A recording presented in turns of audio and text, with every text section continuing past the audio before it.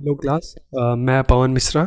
और आज के इस वीडियो लेक्चर में हम जो विषय करने जा रहे हैं लेखन कौशल। तो इस वीडियो लेक्चर में हम जानेंगे कि लेखन कौशल का अर्थ क्या है, इसका महत्व क्या है, इसके उद्देश्य क्या हैं और लेखन विकास की क्या क्या क्रियाएं हैं और लेखन की विधियाँ कौन कौन सी हैं लेखन कौशल की, और लेखन के क्या क्या दोष हैं, उन दोषों का निवारण किस तरह से किया जा सकता है। तो ये बहुत सारे प्रश्न हैं जिसका उत्तर हम इस वीडियो लेक्चर में जानने की कोशिश करेंगे। तो हम शुरू करते हैं। तो सबसे पहले हम लेखन कौशल का अर्थ देखते हैं कि भाषा की ध्वनियों को जब लिखित रूप में व्यक्त किया जाता है तो उसे लेखन या लिखित अभिव्यक्ति कौशल कहा जाता है। भावों व विचारों की कलात्मक अभिव्यक्ति जब लिखित रूप में होती है तो लिखित अभिव्यक्ति के इस कौशल को लेखन कौशल कहा जाता है। लेखन की कला स्थायी साहित्य का अंग है। लेखन के माध्यम से ही साहित्य की विधाओं और शैलियों का निर्माण किया जाता है। कि जो लेखन कला है ये साहित्य, स्थायी साहित्य का अंग है। ये साहित्य को एक स्थायित्व प्रदान करता है। और जो हम साहित्य की अलग अलग विधाओं की हम बात करते हैं, हम शैलियों की बात करते हैं, तो उनका जो मुख्य आधार जो है उनका जो निर्माण है लेखन के माध्यम से होता है। हम कहानी की बात करें, हम नाटक की बात करें, एकांकी की बात करें, संस्मरण की बात करें, उपन्यास की बात करें, तो इसका मुख्य आधार क्या है?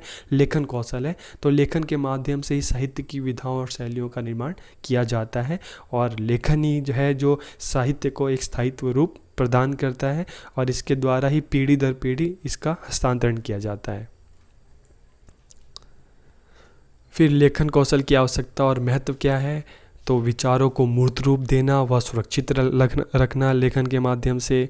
जीवन की सभी व्यावसायिक एवं निजी कार्यों के लिए लेखन की ज़रूरत पड़ती है। भाषा के पूर्ण ज्ञान के लिए लेखन कौशल का ज्ञान होना बहुत ज़रूरी है, क्योंकि लेखन के बिना आपका भाषाई ज्ञान तो होगा लेकिन अधूरा होगा।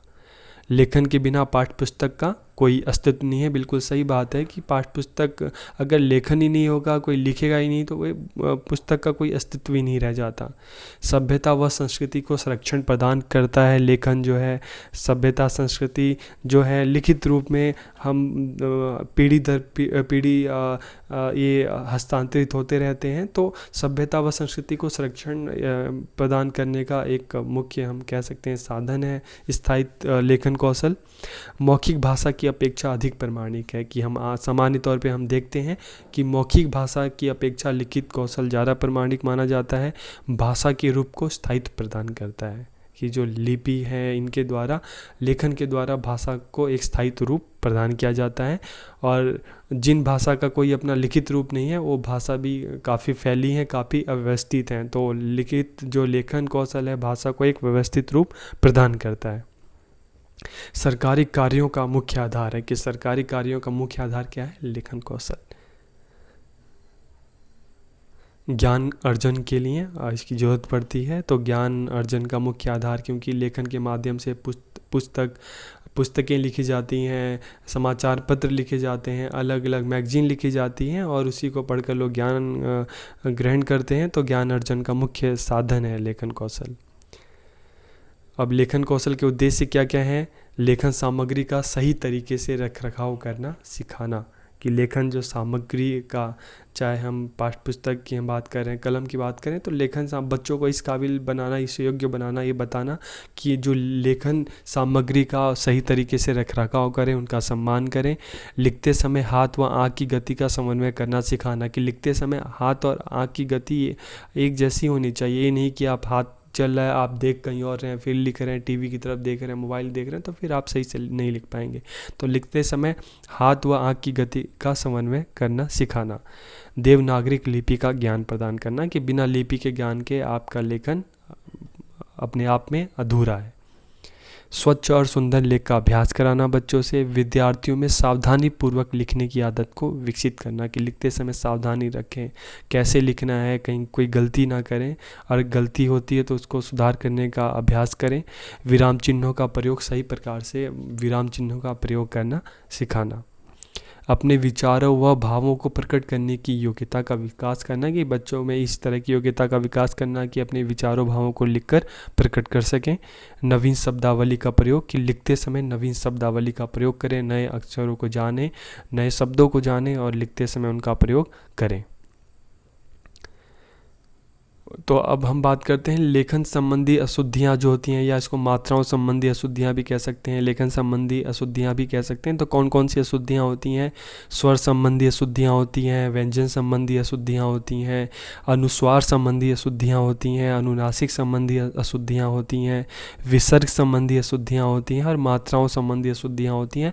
तो इस तरह की अशुद्धियाँ जो छोटे बच्चे होते हैं अक्सर वो लिखते समय करते हैं। कई बार एहसान लिखते हैं, कई बार एहसान लिखते हैं, कई बार कुतुब, बादाम, बादाम।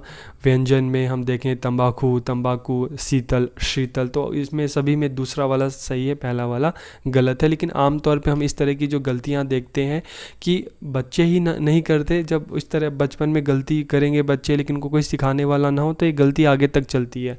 हम अक्सर समाचार पत्र देखते हैं, पुस्तक देखते हैं, तो उसमें भी इस तरह की गलतियाँ हमें मिलती हैं। तो मतलब एक तरह से लापरवाही बढ़ रही है। तो इस तरह की जो गलतियां हैं अक्सर हमें देखने को मिलती है।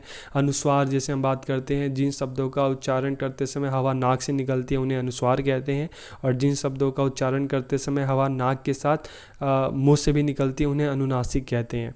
तो इस तरह की अनुस्वार, अनुनासिक, इस तरह की जो गलतियां जो करते हैं लिखते समय, कि अनुनासिक में अक्सर चंद्र बिंदु लगता है और अनुस्वार में अक्सर ऊपर नौ की मात्रा लगती है, जैसे कंठ हो गया।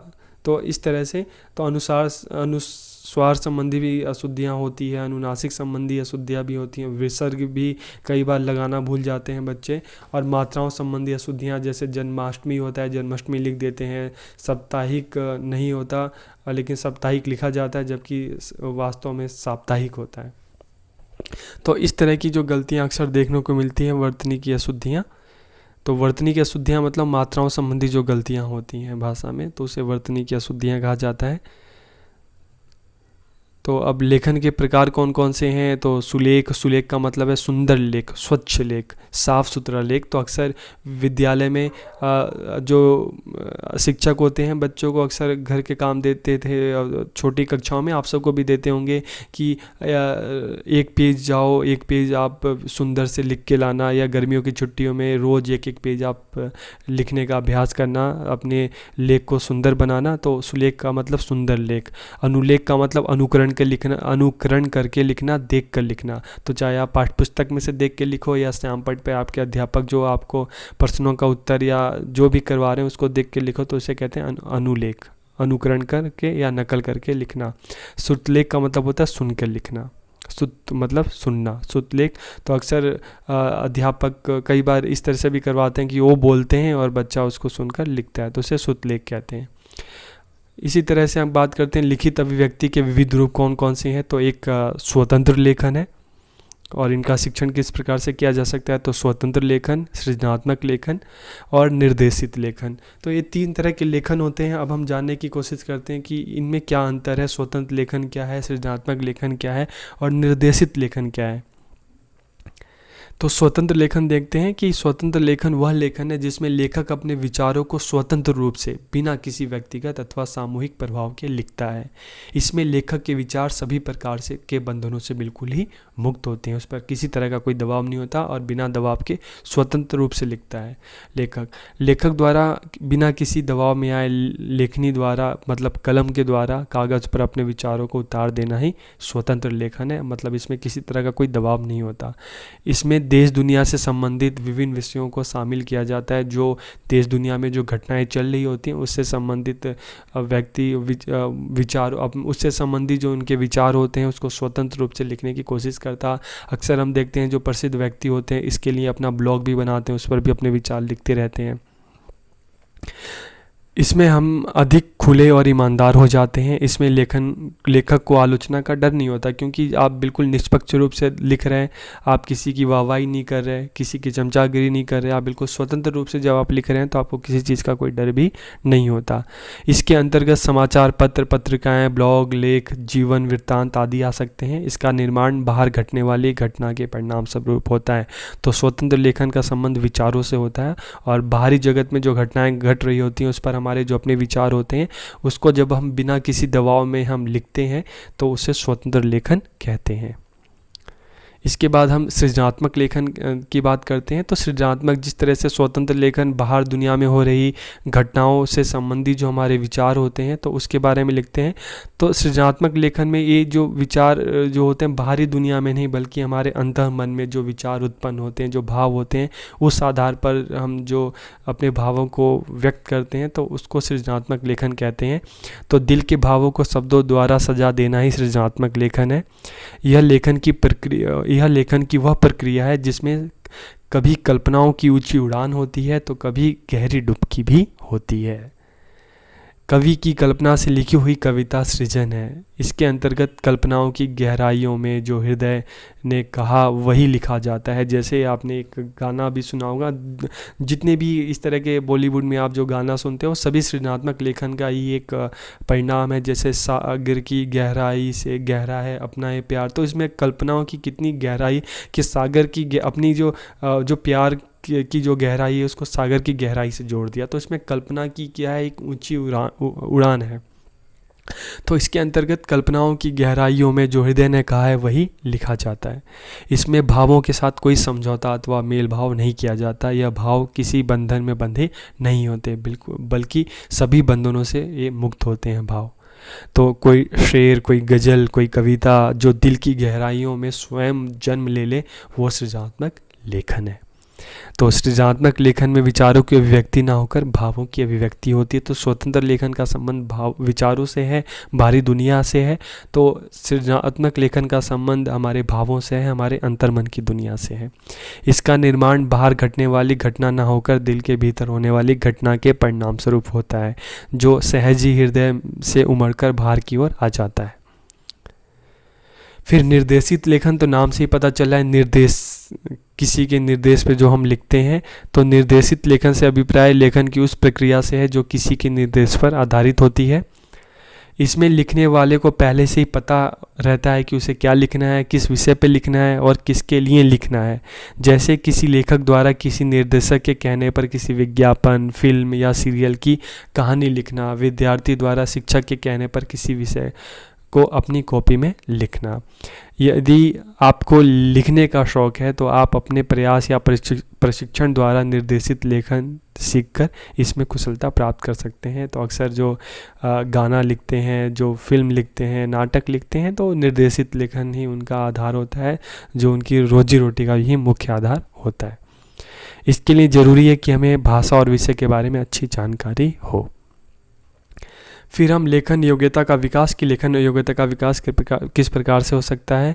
तो उंगलियों की मांसपेशियों के अभ्यास कराना, कि जो छोटे बच्चे होते हैं, नहीं कि स्कूल में आए तो तुरंत उनको कलम पकड़ा दो कि हाँ लिखो। सबसे पहले हाथों की एक अभ्यास होता है, जो उंगलियां होती हैं, इसका एक व्यायाम होता है। तो पहले हाथों को उस लायक बनाओ कि वो पेन पकड़ सकें, कलम पकड़ सकें। तो उंगलियों की मांसपेशियों का अभ्यास कराना। अक्सर आप नहीं देखते कि एग्जाम परीक्षाओं में जब ज़्यादा लिखना पड़ता है तो अक्सर उंगलियों में दर्द होने लगता है, तो फिर आप थोड़ा उसका व्यायाम करते हो। तो उंगलियों की मांसपेशियों का अभ्यास कराना। छोटे बच्चों को पहले ही नहीं कि स्कूल विद्यालय में आते इनको कलम पकड़ा दिया, पहले अभ्यास कराना। फिर लेखनी को ठीक प्रकार से पकड़ने का अभ्यास कराना। उचित मुद्रा में बैठने का अभ्यास कराना। अगर आप सही से नहीं बैठोगे तो सही नहीं लिख पाओगे। और लेखन के प्रति रुचि उत्पन्न करवाना, कि अगर बच्चों में लेखन के प्रति रुचि है तो लिखने की कोशिश करेंगे और अच्छा लिखेंगे। तो इस तरह से लेखन योग्यता का विकास किया जा सकता है। फिर हम देखते हैं लेखन कौशल की विधियां कौन कौन सी है। तो सार्थक रेखाएं खींचने की विधि तो हम देखते हैं सबसे पहले जब बच्चा विद्यालय में आता है तो पेन उसको पकड़ा दिया जाता है तो वो कॉपी पे कभी गोला बनाता है, कभी लाइन खींच देता है। तो कई बार इस तरह का लेखन है वो घर की दीवारों पे भी कर देता है। तो इस तरह से सबसे पहले जब विद्यार्थी जब विद्यालय जाना शुरू करता है तो सबसे पहले उसको लिखना क्या, सबसे पहले उसको लाइन खींचना सिखाया जाता है। लाइन खींचना, गोला खींचना, ये चीज़ें सिखाई जाती हैं ताकि वो कलम को पकड़ने की कोशिश करे और उसके हाथ का थोड़ा व्यायाम हो। फिर धीरे धीरे बाद में उसको लिखना सिखाया जाता है। तो सबसे पहले सार्थक रेखाएं खींचने की विधि, सबसे पहले उसको लाइन और ये सब खींचना सिखाया जाता है। फिर खंडस्थ लेखन विधि, खंडों में लिखना। जैसे अगर मान लो क लिखते हैं तो क में सीधा नहीं, तो सबसे पहले बच्चों को बताओ कि क ओ कैसे लिखना है। ओ पर फिर एक डंडा लगा दो, फिर एक बंदर की पूंछ बना दो, फिर ऊपर रावण की मूंछ बना दो। तो इस तरह से हो गया हमारा क। तो एक एक खंड में लिखना कि कोई भी अ लिख रहा है तो आ लिख रहा है तो पहले अ बनाओ, फिर आ की मात्रा डालो। तो इस तरह से बच्चों को खंड में लिखना सिखाना। रूप अनुसरण विधि, नकल उतारना। तो अगर हम बात करते हैं रूप अनुसरण विधि में, तो रूप अनुसरण विधि में क्या होता है, आजकल तो हम देखते हैं कि छोटी कक्षाओं में बाज़ार से पाठ्य पुस्तकें आती हैं तो उसमें क जो बना होता है आप देखोगे बिंदुओं में बना होता है। तो बच्चा क्या करता है, पेंसिल से उन बिंदुओं को जोड़ देता है। तो इस तरह से वो लिखने का अभ्यास करता है। क ख ग तो ऊपर लिखे होते हैं तो बच्चा बिंदुओं में क लिखे होते हैं जैसे आपको पता होगा, तो उन बिंदुओं को जोड़ने की कोशिश करता है और जोड़कर लिखने का अभ्यास करता है। तो इसको हम रूप अनुसरण विधि कहते हैं। और पहले क्या होता था, पहले जब स्लेट होती थी तो उस समय अध्यापक क्या करता था, बच्चे की कॉपी पे क लिख देता था तो बच्चा उसके ऊपर बार बार पेन चला चला के उसको लिखने का अभ्यास करता था। आजकल तो बाज़ार में बहुत सारी अभ्यास की पुस्तकें उपलब्ध हैं जिसके माध्यम से बच्चा रूप अनुसरण करता है। फिर हम बात करते हैं मॉन्टेसरी ध्वनि विधि। तो इसमें क्या है, लकड़ी गत्ते से बने वर्णों को छूना। तो सबसे पहले क्या होता है, जैसे क ख ग घ इस तरह के जो वर्ण होते हैं आपने देखा होगा, इनके काफ़ी खेल भी आते हैं। मार्केट में आपको मिल जाएगा, ये जो वर्ण होते हैं गत्तों में बने होते हैं। तो सबसे पहले क्या होता है कि इस तरह के जो वर्ण हैं बच्चों को, वो जो गत्तों से बने वर्ण होते हैं तो उनके हाथ में देना, बच्चा उसको देखेगा, उसको छुएगा।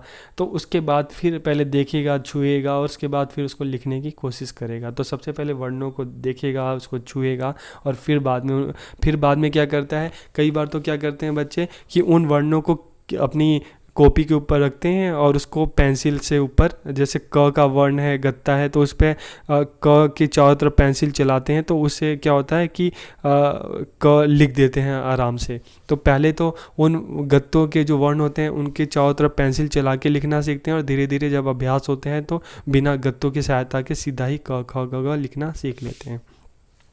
तो इसको मॉन्टेसरी ध्वनि विधि कहते हैं। फिर पेस्टालॉजी की रचनात्मक विधि। तो इसमें क्या होता है, जैसे हम आजकल देखते हैं पजल्स होते हैं कि उसमें वर्णों के भी पजल्स होते हैं। तो बच्चा क्या करता है कि वर्णों के जो पजल्स शिक्षक उनके सामने खोलकर उन पजल्स को रख देता है और बच्चा क्या करता है फिर एक एक पजल्स को जोड़कर और फिर उन अक्षरों की पहचान करता है। उसके बाद चित्र विधि। तो चित्र के माध्यम से तो कई बार क्या होता है कि बच्चों के लिखवाने से पहले उनको चित्र दिखाया जाता है। तो बच्चों से कहा जाता है कि तुम पहले, जैसे आम है तो आम का चित्र बनाओ। तो बच्चे ने आम का चित्र बना लिया तो पहले चित्र बनाया जाता है। फिर कहते हैं कि अच्छा आम किससे शुरू होता है, आ से शुरू होता है, तो चलो आम बना लिया तो अब आ लिखो। तो पहले बच्चों का रुचि उत्पन्न करने के लिए चित्र बनवाया जाता है उसका, और फिर उसके जो वर्ण होते हैं, जो शब्द होता है वो लिखाना बच्चों से लिखवाया जाता है। फिर परंपरागत विधि। तो परंपरागत विधि में क्या आता है, पहले बच्चों को स्वर सिखाया जाता है, अ आ ई, फिर व्यंजन क ख ग घ, फिर शब्द, फिर मात्राएं और फिर वाक्य लिखना सिखाया जाता है। तो ये परंपरागत विधि है। फिर जयकासिर विधि। तो जयकासिर विधि में क्या होता है कि सबसे पहले जो शिक्षक है अध्यापक से जो शिक्षक है बच्चों के सामने वाक्य बोलता है बच्चों से लिखने के लिए। तो बच्चा क्या करता है, शिक्षक जो बोलता है तो बच्चा उसको लिखता है और उसके बाद फिर बच्चे ने जो लिखा है उस वाक्य की जांच की जाती है कि वो सही लिखा है या गलत लिखा है। जांच करने के बाद फिर उसको मिटा दिया जाता है और फिर बच्चा अपने स्मरण के आधार पर उस वाक्य को फिर से लिखता है। तो इससे क्या होगा कि बार बार अभ्यास से बच्चा सही लिखना सीख जाता है। कि कई बार अध्यापक क्या करता है कि श्याम पट्ट पर कोई वाक्य लिखवा देता है और बच्चों से कहता है कि ध्यान से देख लो, फिर शिक्षक उस वाक्य को मिटा देता है। अब कहता है कि चलो अपने स्मरण के आधार पर आप इस वाक्य को लिखो, फिर हम देखेंगे आपने सही लिखा है कि गलत लिखा है। तो इस तरह की विधि को जयकासर विधि कहते हैं। और ग्रामीण क्षेत्र में जो 9 साक्षर होते हैं, 9 साक्षर मतलब पौढ़ 15 साल, मतलब जिन लोगों ने बचपन में शिक्षा ग्रहण नहीं की होती, तो जो वयस्क होते हैं जब उनको पढ़ना सिखाया जाता है 15 साल से ऊपर, 20 साल, 30 साल, 40 साल, तो ऐसे लोगों को जब पढ़ना सिखाया जाता है तो उनके लिए अलग विधि होती है। तो उनको क से कबूतर नहीं सिखाया जाता, उनके लिए ग्रामीण क्षेत्रों में जो मतलब आसपास जो चीज़ें हैं उससे संबंधित, जैसे क से ककड़ी, ख से खरबूजा और ग से गाजर, तो इस तरह से चीज़ें उनको सिखाया जाता है, जिससे वो अपने जो चीज़ों को, जो मात्राओं को, अक्षरों को अपने आसपास जो से उसको जोड़ सकें और फिर उनको पढ़ना लिखना फिर इस तरह से उनको सिखाया जाता है। फिर हम बात करते हैं लेखन दोष के कौन कौन से कारण हैं और उनके उपाय क्या हैं। तो पहला कारण व्यक्तिगत कारण, तो मानसिक और शारीरिक हो सकता है बच्चों की जो देखने में समस्या हो, उनकी आंखों में किसी तरह की समस्या हो, इसलिए जब सही से दिखेगा नहीं तो लिखेगा कैसे। और कई बार उसके हाथ में भी तकलीफ़ हो सकती है, कान में भी तकलीफ़, मतलब कई बार शिक्षक बच्चों को बोल कर लिखने के लिए कहता है, तो अगर कान में तकलीफ़ होगी तो सुन ही नहीं पाएगा, जब ठीक से सुनेगा नहीं तो ठीक से लिखेगा नहीं। तो इस तरह से व्यक्तिगत जो है शारीरिक समस्या हो सकती है, और मानसिक मतलब भय हो सकता है, डर हो सकता है, जिसके कारण कोई चिंता हो सकती है, जिसका कारण बच्चा अपने लेखन पर ठीक से ध्यान नहीं दे पा रहा और अक्सर लेखन संबंधी गलतियां कर रहा है।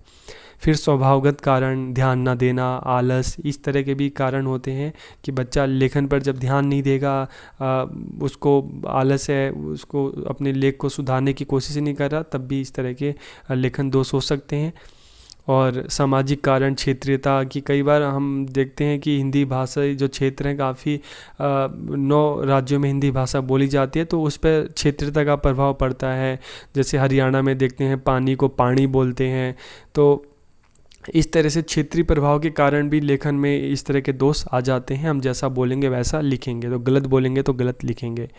लिपिगत कारण, तो लिपिगत कारण कई बार हम देखते हैं लिपि में कुछ समान ध्वनि वाले अक्षर होते हैं, जैसे स, श, श, तो इस तरह के जो समान ध्वनि वाले जो शब्द होते हैं, तो कई बार बच्चा इनको लिखता है तो वो ध्वनियों की पहचान नहीं कर पाता, तो लिपिगत कारण भी हो सकता है।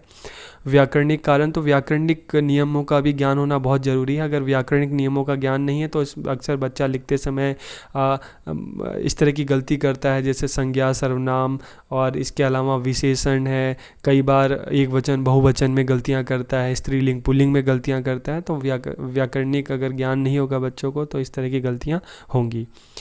शैक्षणिक कारण, तो शैक्षणिक कारण की अगर बात करते हैं, विद्यालय का वातावरण ऐसा है जहाँ पे बच्चे के लेखन संबंधी अगर बच्चा कोई गलतियाँ कर रहा है, अगर उस पर ध्यान नहीं दिया जाता तो तब भी इस तरह का दोष उत्पन्न हो सकता है। अगर शिक्षक ध्यान ना दे, विद्यालय में उस पर ध्यान नहीं दिया जाता तो बच्चा गलती करेगा। प्रशासनिक कारण, तो अगर हम प्रशासनिक की बात करते हैं तो आजकल देखते हैं जो हमारा जो प्रशासन है वो भी क्षेत्र में इतना ध्यान नहीं दे रहा। आजकल देखते हैं कि जो पाठ्य पुस्तकें छप रही हैं, हिंदी की पाठ्य पुस्तकों में अंग्रेजी के शब्द हैं, उर्दू के शब्द मिलेंगे, अरबी, फ़ारसी, तुर्की, ये सारे शब्द हिंदी की बिल्कुल खिचड़ी बन रखी है। और प्रशासन इस चीज़ को बिल्कुल इसमें ध्यान नहीं देता कि हिंदी की अगर पाठ्य पुस्तक है तो हिंदी के शब्दों को डालें, लेकिन उसमें एक खिचड़ी होती है शब्दों की। तो इस पर प्रशासन को भी ध्यान देना चाहिए कि इस तरह की चीज़ों को दूर करें ताकि हिंदी का अपना अस्तित्व बचा रहे। तो हमने देखा कि लेखन दोष के क्या कारण है, व्यक्तिगत, स्वभावगत, सामाजिक, लिपिगत, व्याकरणिक, शैक्षिक, प्रशासनिक, इस तरह के कारण हो सकते हैं। तो क्या है कि इसका उपाय किस तरह से, व्यक्तिगत कारण है, मानसिक है, शारीरिक है, तो बच्चे के अगर पता चले शिक्षक को तो उनके अभिभावक से बात करें, और उसके जो शारीरिक कारण है वो डॉक्टर को, चिकित्सक को दिखाए।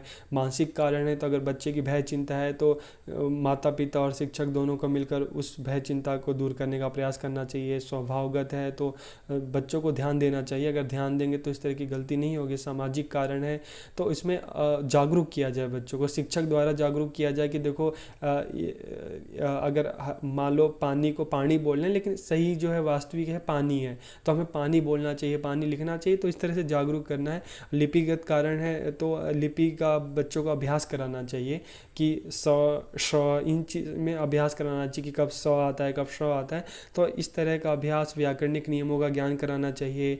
और शैक्षणिक कारण विद्यालय में बच्चों के को पर ध्यान देना चाहिए, उनके लिखने बोलने पर ध्यान दिया जाना चाहिए। और प्रशासन को भी क्षेत्र में ध्यान देने की आवश्यकता है। तो अगर कारण है तो उनका समाधान भी है।